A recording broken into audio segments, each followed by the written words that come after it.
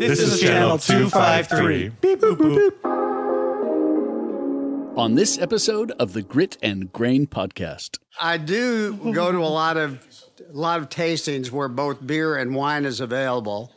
And by far, the beer drinkers are the more sophisticated of the consumers. If someone doesn't want to even try a beer and, I want a wine, it's a sort of a badge of courage, they don't know what the heck they're talking about. So, so I am my favorite episode. I knew it. I've been saying it for so long.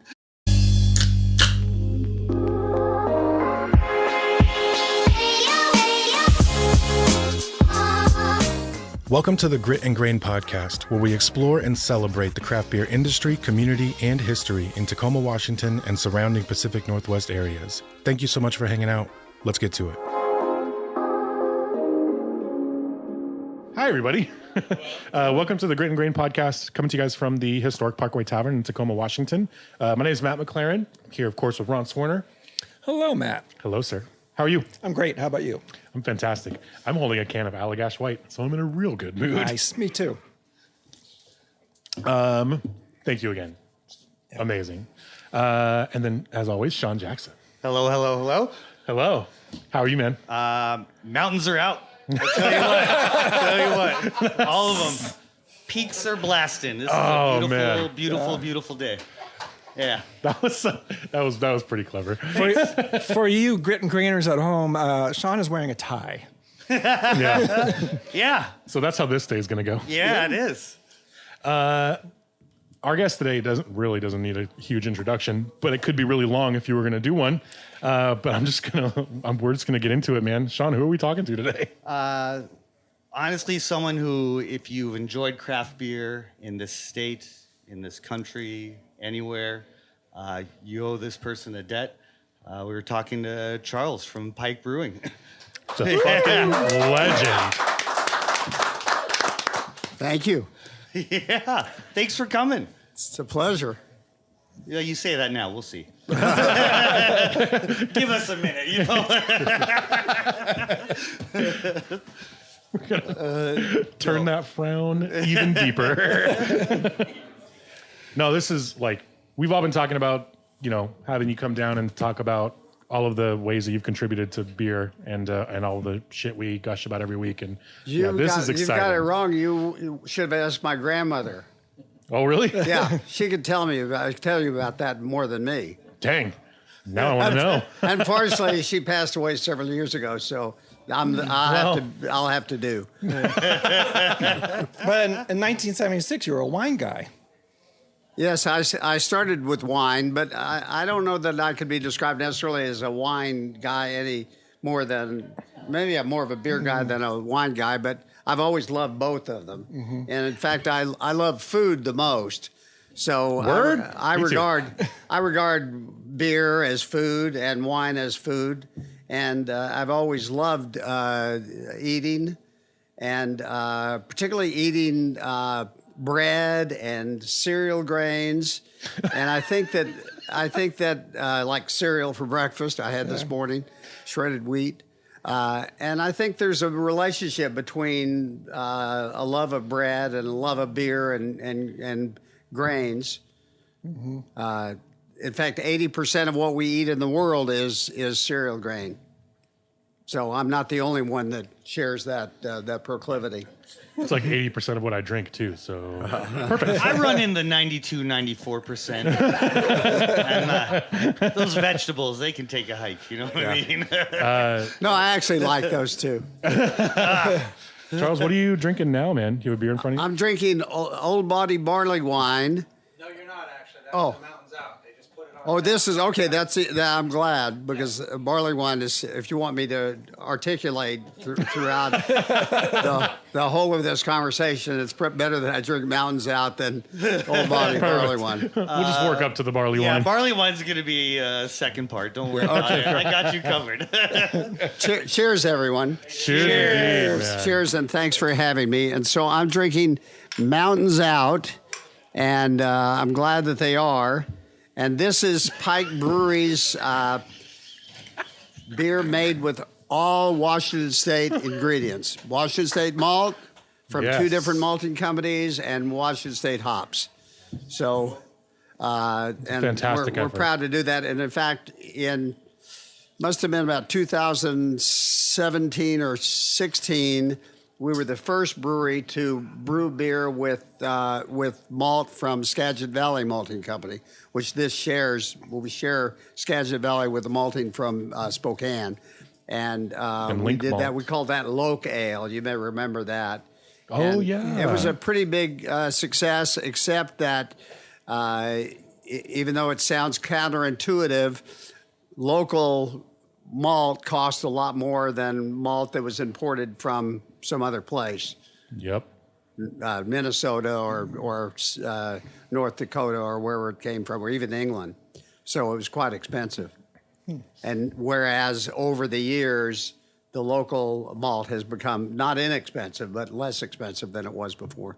We had Colin from Skagit Valley not too long ago sitting down to talk to us about that, and he was basically saying the same thing. Like it's always been tough for them to compete with Wireman, big malt producers who can do these Exactly. crazy volumes, but they're starting to catch up, and people are starting to prioritize buying local malts and choosing their beer based on where their ingredients come from instead of just The the actual Wiremans beer. are actually friends of mine. I went on a bike ride in Bavaria with Sabine and Thomas Wireman.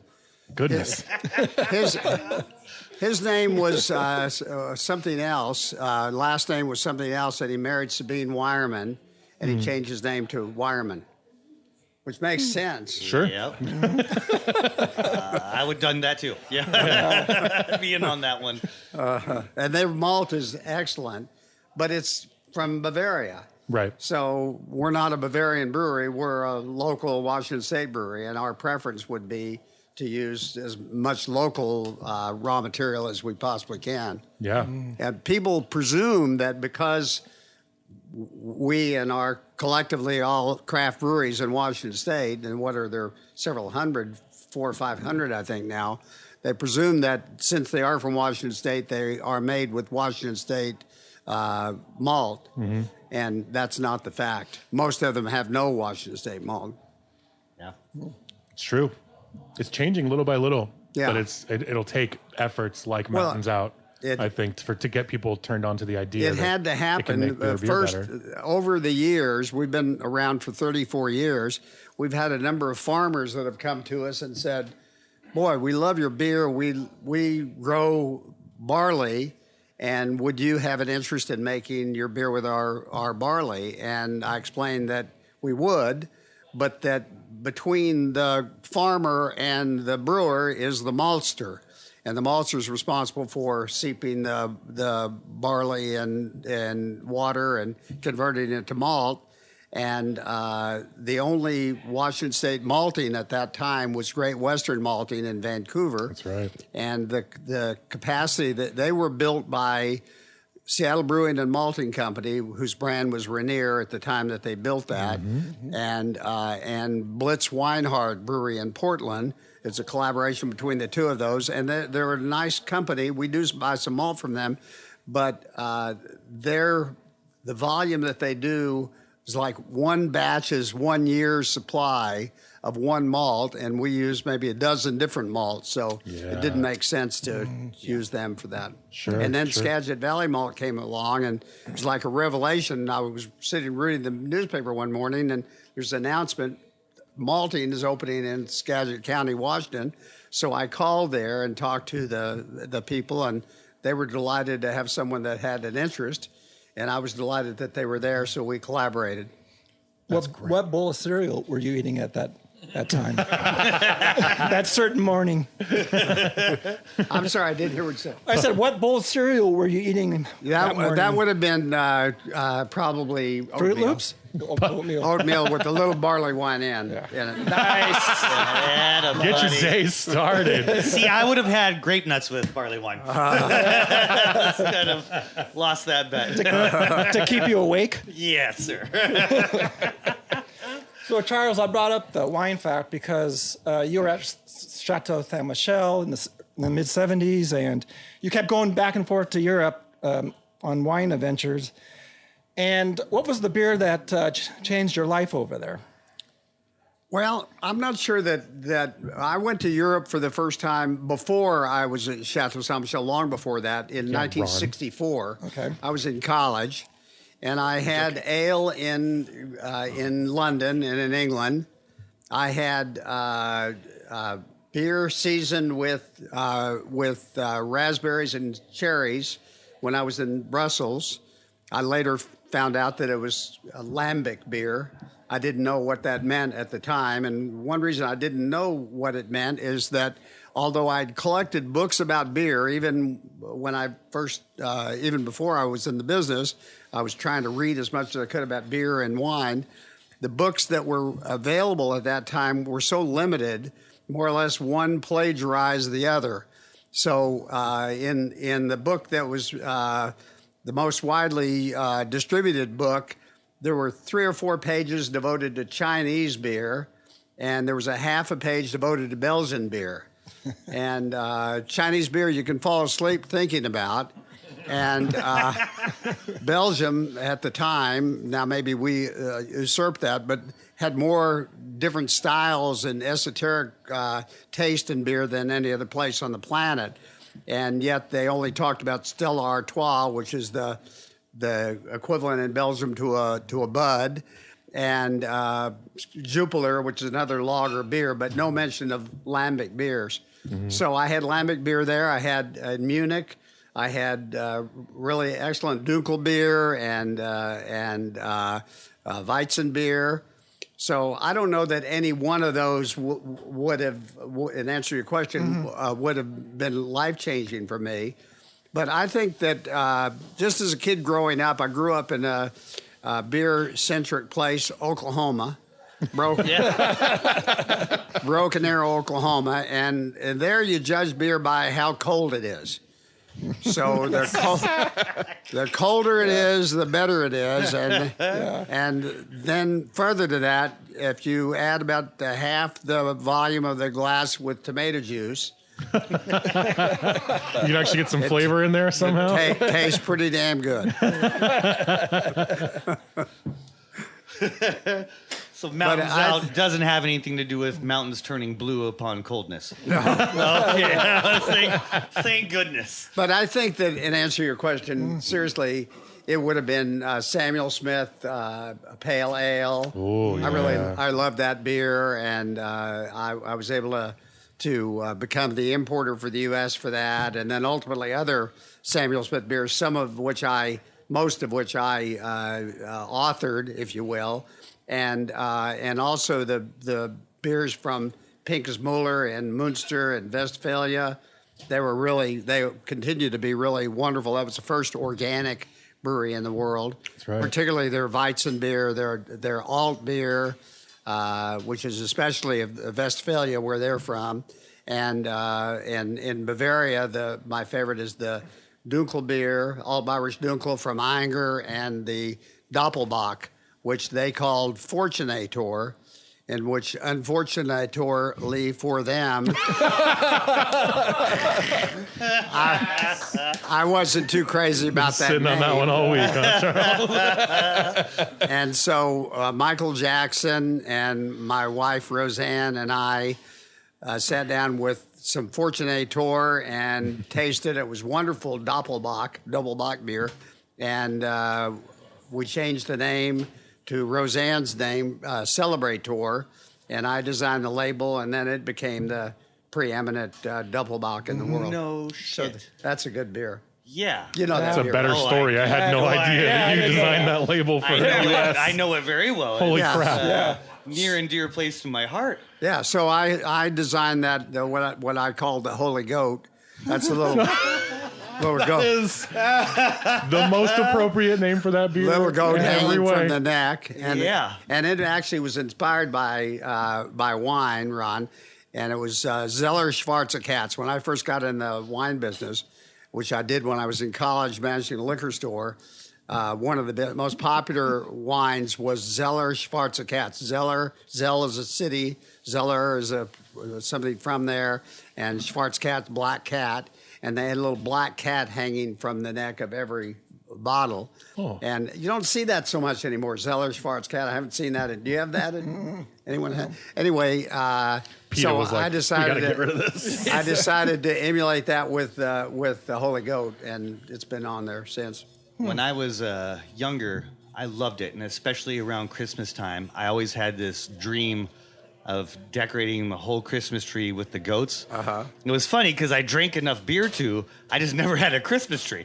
By the time I grew up and had a Christmas tree, my consumption levels weren't quite where they should have been. That is Priorities, man. That is a sad story. Thank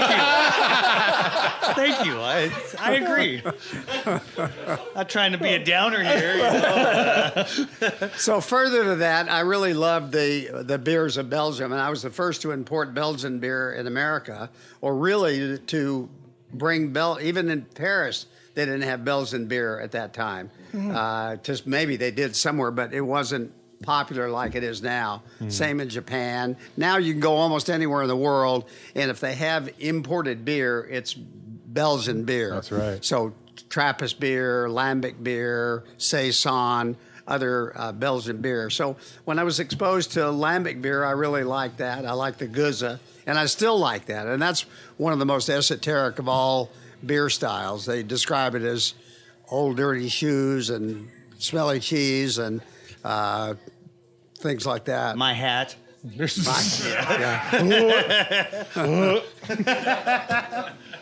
I guess this is one of those points where, like I said, I think a lot of people owe you a debt, and again, on Thank that you. one. Yeah, my goodness. Thanks. Wow, It's Charles. been a pleasure Nice. for me to do it, and really, the debt was something that I owed myself as a beer drinker.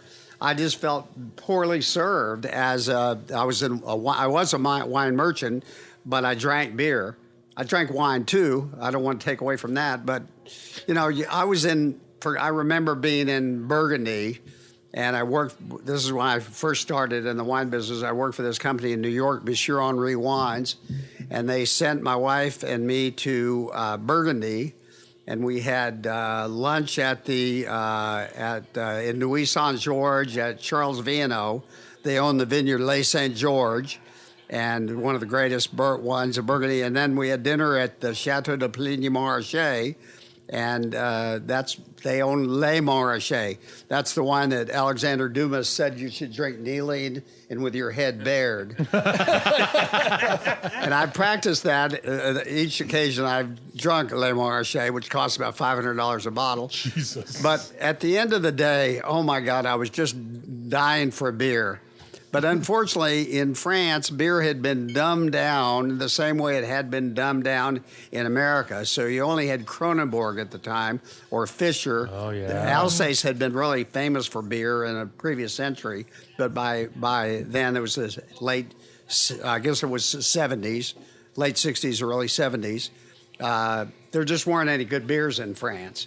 And in the same way that in America, we had in 1878, more than 4,000 breweries. Tacoma had a lot of breweries at that time. Mm-hmm. And a lot of those breweries were making excellent quality beer according to the Reinheitsgebot, or traditional IPAs and a bunch of different porters and stouts and Bock beers. And then Prohibition came along, and here in Washington in 1914, but nationally in 1920. By 1920, half the states already had Prohibition. So from 1920 until 1933, when the most famous political speech was given in America, also fortunately the shortest one, so I can recite it to you, FDR said, "Now's a good time for a beer." Prohibition was repealed, and but the previous decade and a half, the most prominent brewer in America was Al Capone, and his brand was Canadian Ace, although it wasn't made in Canada. That's surprising because Al was pretty honest about most other things.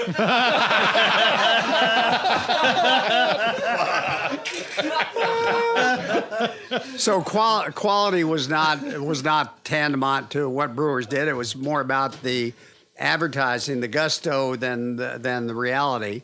And so that's the environment I grew up in. I grew up with Oklahoma had prohibition from statehood, 1909 until 1959 when I was in high school. Yeah, they were early and late to the game. Yeah, and so 3.2 beer didn't qualify as beer. So at 16 years old, I did go to my local pool hall, and once again, I'd ask which one is the coldest because they all tasted the same.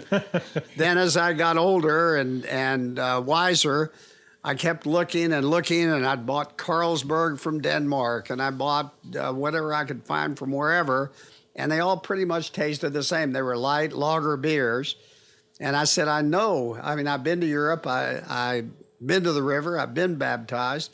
So there's got to be a better way, and that's when I began to explore the classic great beers of the world.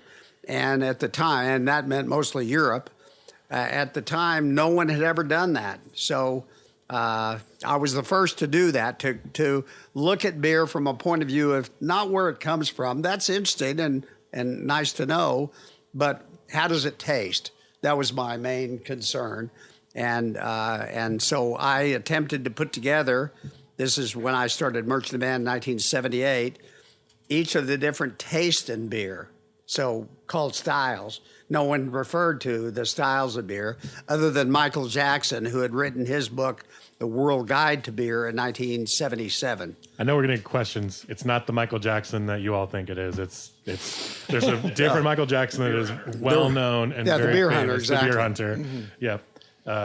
Very prolific writer in the beer world for quite some time. And was very early in kind of pioneering the idea that beers had styles and categories and parameters that could kind of fit in those places, like wine did at the time. Yeah, exactly. And I had been a wine merchant, and in wine, you don't. What's that wine? You don't say, well, it's a wine from here. Yep. You might say that, but you'd say it's a Cabernet Sauvignon or it's a Chardonnay, and so there was no equivalent in beer. I mean, there was, but there was no awareness that there was that equivalent in beer. So that's what I set about to change, and I had done that all prior to that time. I did it with wine because Ron mentioned I had been with Chateau Saint Michel, and at the time that I was with Chateau Saint Michel, I was the agent for the United States for Saint Michel, not Chateau Saint Michel, because I moved here in '74 after selling my company Bonvin to U.S. Tobacco, which bought the American wine growers, and together I designed and we built Chateau Saint Michel in Woodinville, which has now been, either it's been sold or it's being sold as we speak. Again, U.S. Tobacco sold it to the company used to be Philip Morris called Altria. They in turn sold it to Sycamore Partners. That's who owns it now. Sycamore Partners' biggest holding is Staples Office Supply. Holy cow. Wait. That's quite the tie-in. Yeah, no, that math checks out. That makes perfect sense. So I not only had Saint Michel for the country, I also had Dry Creek, Sutter Home, Fetzer, Kenwood, ZD, Nicolini, a bunch of small California wineries. And I did that in 1970. And the first new winery in Napa Valley, to give you an example, was Robert Mondavi Winery in 1969, since before Prohibition. So you could fall asleep thinking about the Napa Valley between pre-Prohibition and 1969. Then Mondavi built this beautiful winery and got a lot of publicity. But at the same time that he did that, there were people that had made money in various and assorted fields that decided the wine business sounded romantic. One was the police chief in San Francisco. His family, the Lee family, acquired the Pagani Brothers Brewery in Kenwood, California, changed the name to Kenwood, and changed the makeup of the wine from jug wine that was sold in the San Francisco area to varietal wine, Cabernet Sauvignon, Chardonnay, etc.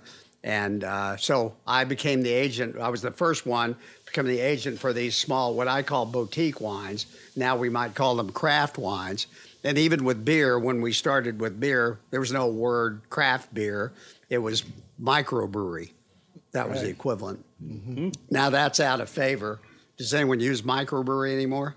Not really. I'm going to start using it. Yeah. I'm going to bring that back. I kind of like that one. I forgot about that.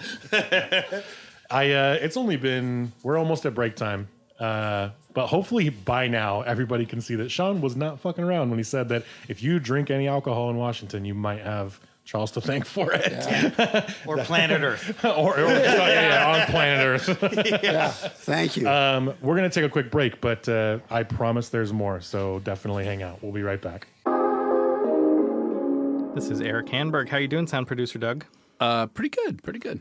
So I wanted to take a minute to talk to our listeners about the benefits of joining Channel 253 for them and for us. What do you think the benefit is for people who want to support us that you see people really enjoying the most? Well, first of all, you're supporting something that is genuinely local. Absolutely. We are only here. We are not a satellite of some other organization outside of the city or the state. Absolutely. That's totally right. That thing I think is really important. And then people get to interact with us through things like the Slack forum. That's what I think is really nice, is you get to hear people's different takes on what's happening in the Tacoma news. We have a Slack channel that I like called Lesser Washington, about the national news. And it's a nice way to talk to other people, not in a public space like Twitter, about like what's happening in our world. I think that's pretty cool. If you stay on top of that, you may get your news from the Slack channel. Ooh. People are on top of stuff there, and they break things immediately. Especially as the other social media channels kind of start to wither and die on the vine, it seems like. And then there's also a podcast hosted by sound producer Doug that is members only, just for the members. Just for members only. Sometimes it's fun. Sometimes it's not so fun. It's always interesting. I think that's a good example of Channel 253. Sometimes fun, sometimes like really serious. But always interesting. But always interesting. And that's something that is just for members. It comes out on Friday. You talk to the hosts. You talk to other folks. And this is all something that people can get for like something very reasonable. $4 a month or $40 a year to support Channel 253. Go to channel253.com/membership and join. Thanks for your support. Welcome back. Thank you guys for hanging out. As we always do, want to give a quick shout out to Doug Mackey, our wonderful producer, who makes us sound always so wonderful every single week. And hey, Doug. And yes, you heard about it on the break, but do go support Channel 253. It's an awesome organization and a great way to stay connected to Tacoma. So yeah, we were kind of way back in your story, Charles, when you were still importing beer. How long did you run your importing business? I started in 1978 importing beer. Yep. Yeah. Well, prior to that time, when I was selling wine, I traveled around the country doing that. And I had a lot of customers that were wine customers that would say, if you would bring in beers that are similar from family-owned, smaller companies, similar to the wines that you're importing, well, not only importing, but distributing, because I had California and Washington as well, we'd be interested. And I was so committed to what I was doing wine-wise, time-wise, that I never did that. So I started actually in 1978. And I started both as a wine and beer distributor. And after about a year of doing both, I decided to drink the wine and sell the beer. And people always ask me, well, how did you make the transition between wine and beer? And my answer is always the same: I graduated. Turn that Suck tassel. it, winos. Turn the tassel. That's what I'm going to say every time someone orders a glass of wine now. It's like, someday. Someday you'll get grow up. In fact, I do go to a lot of tastings where both beer and wine is available, and by far the beer drinkers are the more sophisticated of the consumers. If someone doesn't want to even try a beer, and I want a wine, it's a sort of a badge of courage. They don't know what the heck they're talking about. So, So I am my favorite episode. I knew it. I've been saying it for so long. Oh man, shots fired. It's okay. We're more sophisticated. That is true. We got it. Yeah, we are the bigger person. Hence the tie wearing. It's just, case in point, right? Yeah, exactly. Oh my gosh. So, distributing, and then where's the jump to Pike Brewing? Well, the jump was in, we started in 1978, and the landscape for a beer was, to say that it was different than it is today would be the understatement of all times. Yeah. In 1978, there were 2 craft breweries in America, 2 what we would now call craft breweries. One was the Anchor Brewery in San Francisco, which Matt told me that he has smelled the malt when he was growing up in San Francisco, and which I had visited when I first started Merchant of Anne, 78. And the other was one I didn't know about at the time, and that was the New Albion Brewery in Sonoma. Both happen to be in California, which happens to be where all the wine comes from. So every time I run into a winemaker, they tell me it takes great beer to make good wine. And so no wonder that it was in a wine growing area. And so there were 2 craft breweries in America. Well, I started Merchant of Anne, and I imported all these different styles of beer, maybe 24 different tastes in beer. And that, in turn, inspired a lot of craft breweries in America to start, because they could see significantly that we were able. I have the distinction of having marketed the most expensive beer in the history of humankind. The most expensive beer in 1978 that you could buy was Pilsner Urquell or Bass Ale at $4.99 a 6-pack. So I marketed I marketed Samuel Smith.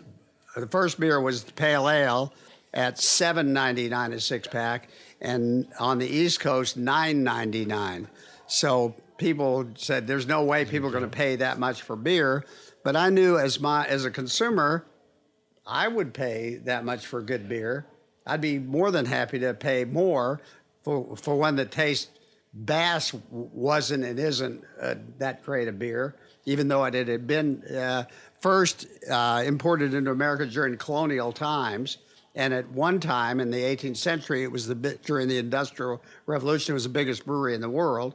But in my view, what wasn't so great. So to spend $7.99 for something that really tasted great versus $4.99 to something that was just ordinary was not extraordinary, and a lot of consumers agreed with me, and they bought it. Just described my whole sales pitch. Starting here in Washington State in '82, I began to have some competitors in the form of local craft breweries. The first was a friend of mine, Bert Grant, who was a hop merchant in Yakima. And Bert Grant was the first brew pub in America and one of the first craft breweries, or microbreweries they called them at the time, in the country. And then he was followed, close on his heels was Red Hook.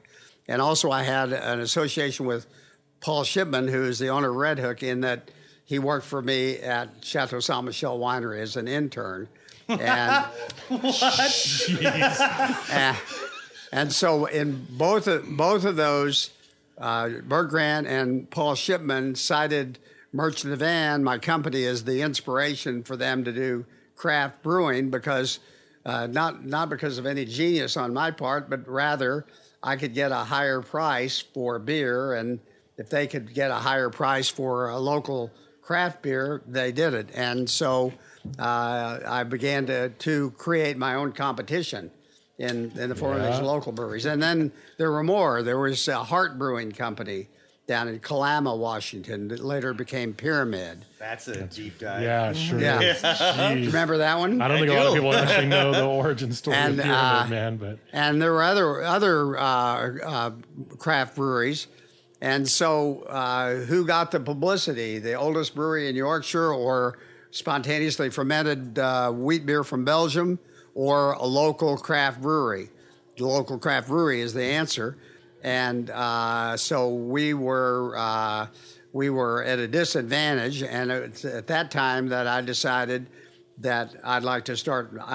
We, as a euphemism for Roseanne Finkel, my now deceased wife, and I decided to do Pike Brewery in 1989. We decided earlier than that, but we finally found a space in the Pike Place Market, which is where we wanted, because in other places in America, if you go to a city, it's famous, San Antonio for the Alamo, and San Francisco for the Golden Gate Bridge, and New York for the Empire State Building. There's only one city in the country that's most famous for its food market, and that's the Pike Place Public Market. So that's where we decided to do the Pike Place Brewery. man, good point. Yep. So smart. Yep. And didn't you have a parade too? Yeah, we had the world's shortest non-motorized uphill parade.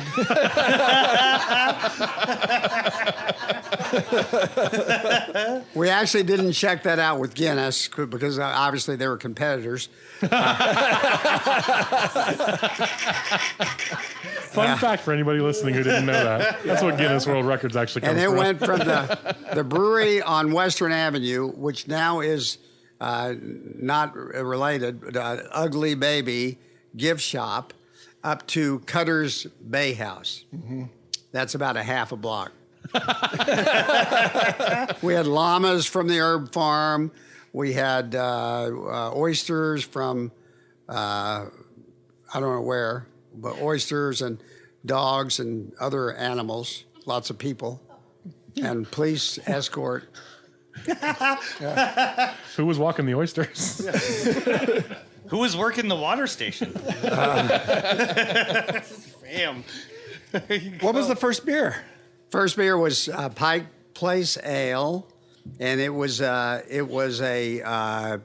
classic British pale ale. In fact, because there were very few malts, even American malts, most American maltsters only existed to support their constituents, their customers who were big brewers. There were, I mentioned there were 2 craft breweries, but there were only about 38 big brewing companies. So big being like a Rainier, 1 million barrels a year, or Olympia, about the same, or Lucky Lager, or Bud, or Miller, Schlitz, Coors, Pabst, and equivalents of regional breweries around the country. And they wanted mostly 4-row malt, or 6-row malt, I should say, 6-row malt, not 2-row malt, which craft breweries want. And they wanted the hops that had the least flavor that they could get, because they didn't really want any bitterness in their beer. So supply of raw materials was a challenge, and we imported our first malt from floor malted malt from Crisp Malting Company in England, which is the English one of the English equivalents to Crisp, to Wireman. How long before 5X came along? 5X was the same time. Nice. So we did those 2 beers, Pale Ale and 5X Extra Stout. That's a delicious beer. Yeah, thank you. Yep. Yeah. We had that as recently as today. Matt and I tasted beer with new people that are opening a new concept at the SeaTac Airport called Brewtop, and they have it all over the country. And they tasted that beer and fell in love with it. Love the roast on that thing. Yeah. Yep. I had no idea it was. So one of the originals. then the following beer was that was 89. In 90, maybe 91, we introduced IPA. So by that time, Grant had an IPA, but not many other breweries. There's Bridgeport in Portland, Grants in Yakima, neither of which are around any longer. So we have brewed IPA longer than any other American brewery. Oh. Wow. Yeah. We'll be 34 this year. Goodness. That's a fun fact. Yeah, and I hope if everyone's listening. at the time we put 60 units of bitterness in the beer, and that was, people said, oh my God, that's such a huge amount. And then people start coming 80, 90, 120, you know. Yeah. So that became mild by comparison. Nice. If you come to Hoppywood Squares, pay attention. That will be a question. Yep. Well, you invited me last year, but I was in Japan, I think. Yeah, that was a reasonable excuse. I hope I'm invited again because I'm a good liar, and that's Now what you it tell takes us at to the end of all these compete in great that, right? stories. It's a Shyamalan podcast. We get done with it. It's like none of this was real. See how many lies you can get out clearly with that barley wine in your system. So, and I heard a story too, because Josh said down at Naked City when they did the Barleywood Squares, or we call it Hoppywood Squares, it said that you were a top tier. I was. Yeah, all the way up. Philosophically, anyway. No, I was at the top, and I was very trusting, given the fact that Ninkasi was the one that erected that square unit. I wasn't sure if I was being sabotaged or not by being asked to go to the top. But. No, you should. I mean, you'll be safe this summer here. Okay, good. I do all my own erections. Okay, good. Damn it. And these are top tier guys right here. Top tier guy. Top tier guy. Yeah, top tiers. Like we got a lot of top tiers in the room. We got a center square. Please, yes. Yeah, thank you. Can't wait. It's going to be incredible. Good. And yes, that will be a question. So I hope people are What taking month notes. is that? August. August, yeah. Oh. We'll change it. We'll change the beer week. You say February, we'll get heaters, like whatever you want, buddy. We'll make it happen. I have one big trip planned this year, and that's go to Sweden to a wedding. So I couldn't very well ask my friends to get married at a different. That's in August, so. Do you want to give me their number and I'll ask them? They requested pike beer, and in Sweden, you have to go through the state liquor control authority, and if you order pike beer, they have to get it for you. You may have to pay some extraordinary amount for shipment, but they'll get it for you. What? Yeah. They have to, yeah.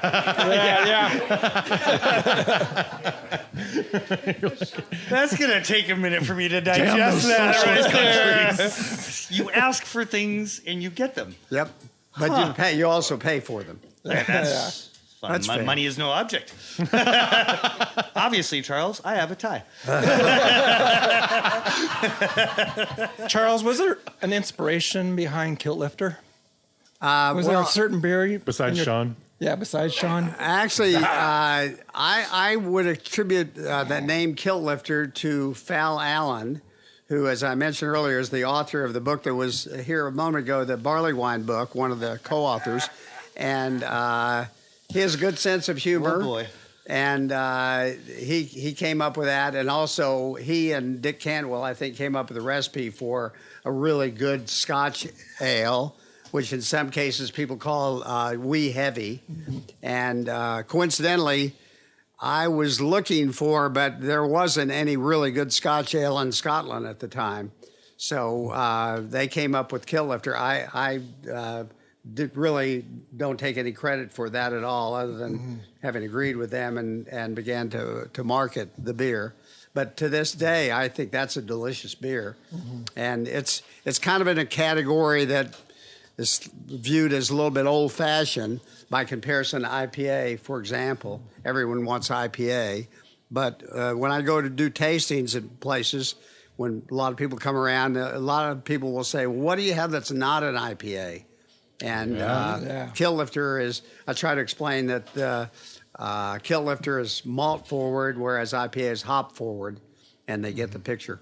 What's your most prized possession in the beer museum? In the beer museum? Yep. I think the most prized possession is a photograph of indigenous people, presumably Puyallup people, that harvested hops that was captured by Edward Curtis, the famous photographer from Seattle. Mm-hmm. So we have an original Edward Curtis photograph that's beer related, and that's one of my prized possessions. But we have so many really neat things there. A bronze plaque of King Gambrinus that greets people as you come in the door at Pike. That's a really beautiful thing, and lots of. One of my favorites is a tankard, and it's I'm a pretty religious person, and it's of a priest providing absolution to one of his constituents by fondling her breast.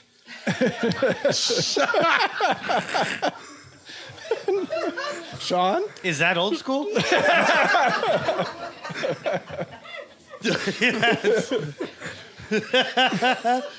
What are you laughing about?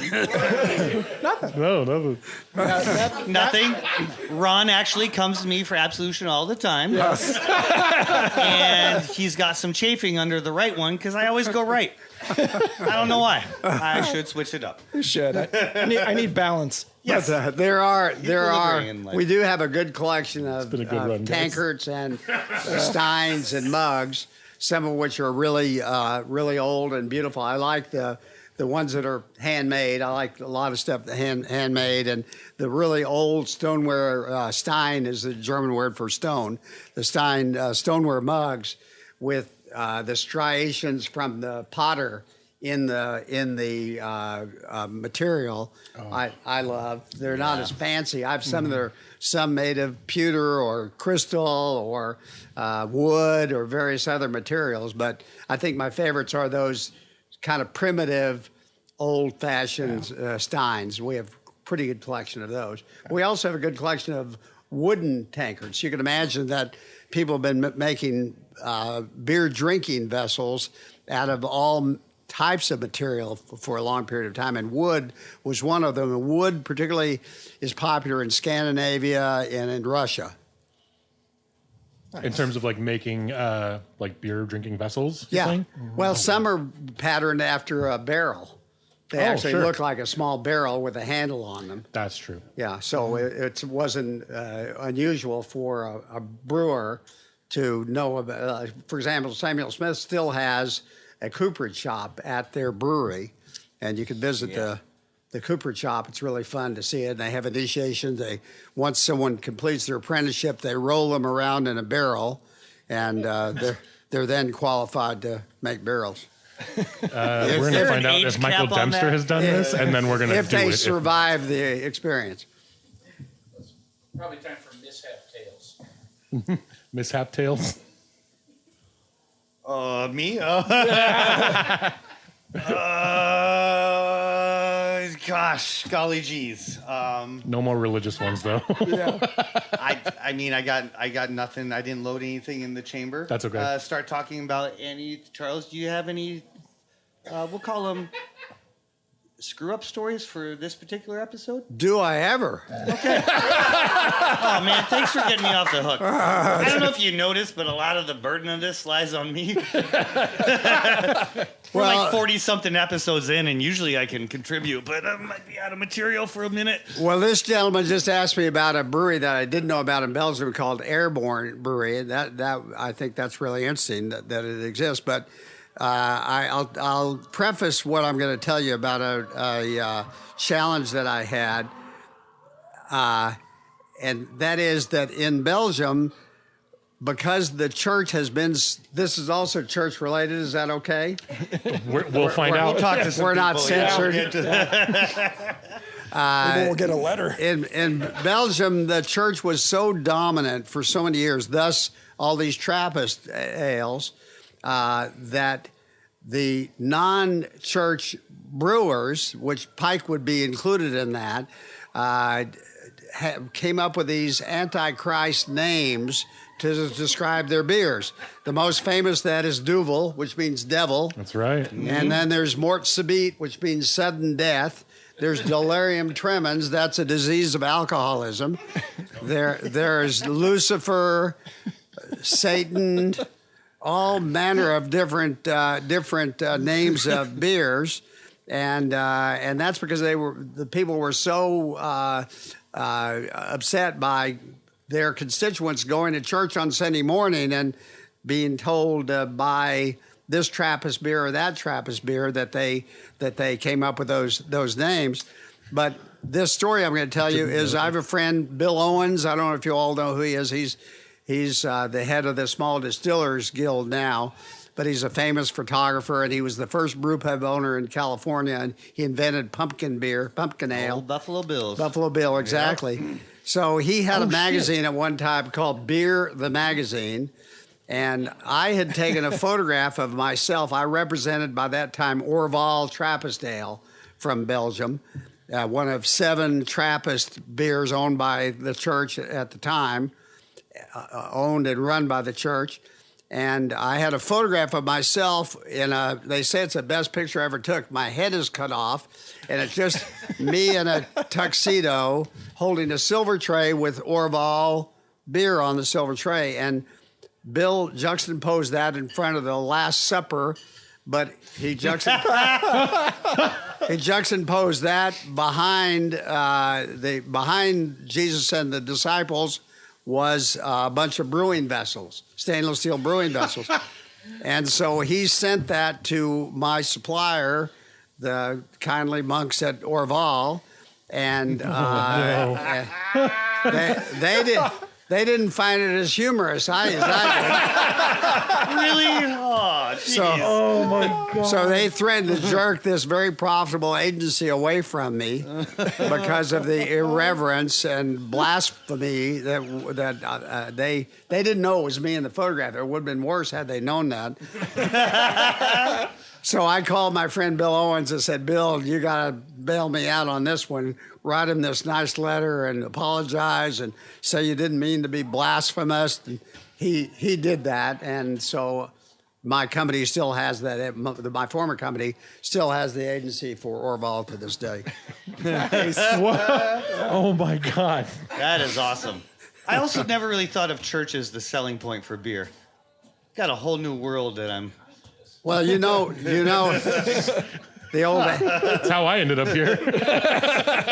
This is particularly appropriate for a Parkway Tavern. It's better to think of the pub and the church than to think of better to think of the church and the pub than the pub and the church. 100%. Yeah, 100%. All right, Grit and Grainers. Email us at cheers@gritandgrainpodcast.com with your comments, opinions, and suggested new items for Pike Brewing's famous beer museums, such as Georgetown head brewer Matt Edwards' bodybuilding shirt that reads, you can't spell legendary without leg day. Ernie and Bert Grant's Wubba Wubba Woo Butter and Cabbage ESB poster. Stretching with George Hancock workout tape. And, of course, the Startup Brewery board game Risk. We read and drink everything we receive, and we try to respond as quickly as we can. If not online, then on air. You can subscribe to Grit and Grain on Amazon, Apple Music, Spotify, Google Play, iHeartRadio, and Stitcher. And please leave us a review. Also, check us out at Channel 253 and gritandgrainpodcast.com. Be sure to follow us on Facebook, Instagram, and Twitter for episode notes, beer news, and ways to forget that you haven't done your taxes, such as a grunt and scream and say dude and a lot and go snowboarding and skydiving and jet skiing, or you can just lounge around the house semi-naked with a good book and many lit candles and snifters of Pike Brewing's long dark barrel-aged stout and work on your inner world. And given the choice these days, Grit and Grain is usually much more prone to the latter, which we think is an important gauge of character overall, though, of course, a lot of it depends on the book. And we mean if you're naked and reading Curious George Goes into Rehab, it might be considered a problem. If this podcast is not what you expected, please alter your expectations. Our favorite Lennon-McCarthy song is Paperback Propaganda Writer. No such thing as a bad time to visit Tacoma. No such thing as too much barley wine. Yeah! Tune in next Friday for more sweet chatter. Cheers. Yeah. That's sophistication. Yeah. Next Friday. Thanks again for tuning in. Don't forget to follow us at Grit and Grain Podcast wherever you get your social media and catch new episodes every Friday. Cheers.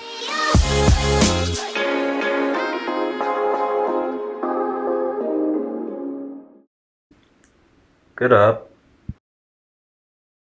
This is Channel 253.